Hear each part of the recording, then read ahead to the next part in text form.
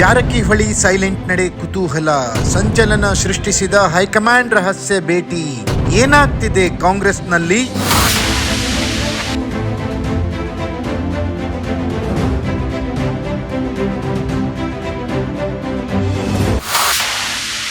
ಮೂಡಾ ಪ್ರಕರಣದಲ್ಲಿ ಸಿಲುಕಿಕೊಂಡಿರುವ ಸಿದ್ದರಾಮಯ್ಯ, ಮುಖ್ಯಮಂತ್ರಿ ಸ್ಥಾನದ ಮೇಲೆ ಕಾಂಗ್ರೆಸ್ ನಾಯಕರ ಕಣ್ಣು.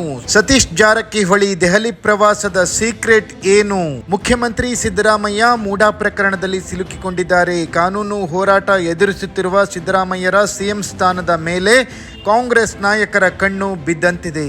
ಸಿದ್ದರಾಮಯ್ಯ ಅವರನ್ನ ಬದಲಿಸಿ ಹೊಸ ಸಿಎಂ ಆಗುವ ಆಕಾಂಕ್ಷಿಗಳ ಪಟ್ಟಿ ದಿನೇ ದಿನೇ ಬೆಳೀತಾನೆ ಇದೆ.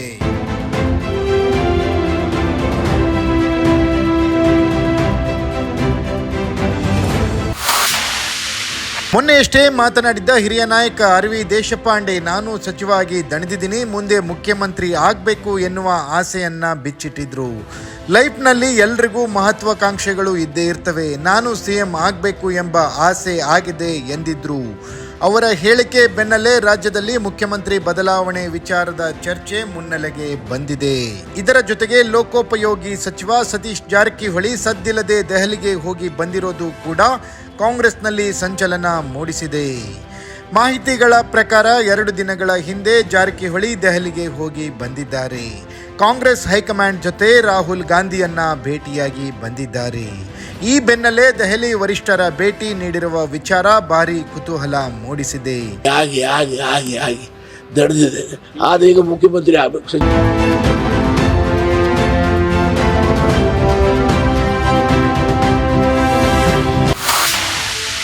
ಮತ್ತೊಂದು ಕಡೆ ಡಾಕ್ಟರ್ ಪರಮೇಶ್ವರ್ ಕೂಡ ದೆಹಲಿ ಭೇಟಿ ಮಾಡಿದ್ದಾರೆ. ಇನ್ನು ದೆಹಲಿ ಭೇಟಿ ಬಳಿಕ ಸಚಿವ ಸತೀಶ್ ಜಾರಕಿಹೊಳಿ ಸೈಲೆಂಟ್ ಆಗಿದ್ದಾರೆ. ಮಾಧ್ಯಮಗಳಿಗೆ ಯಾವುದೇ ಪ್ರತಿಕ್ರಿಯೆ ನೀಡದೆ ಅಂತರ ಕಾಯ್ದುಕೊಂಡಿದ್ದಾರೆ.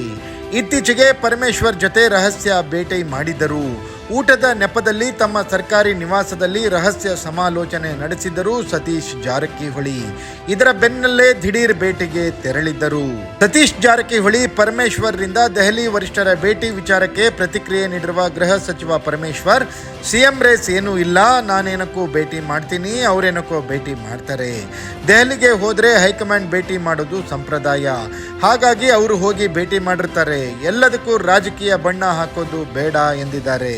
ಒಟ್ನಲ್ಲಿ ಕಾಂಗ್ರೆಸ್ನಲ್ಲಿ ತೆರೆಮರೆಯ ಕಸರತ್ತುಗಳು ನಡೀತಿರೋದಂತೂ ಸುಳ್ಳಲ್ಲ.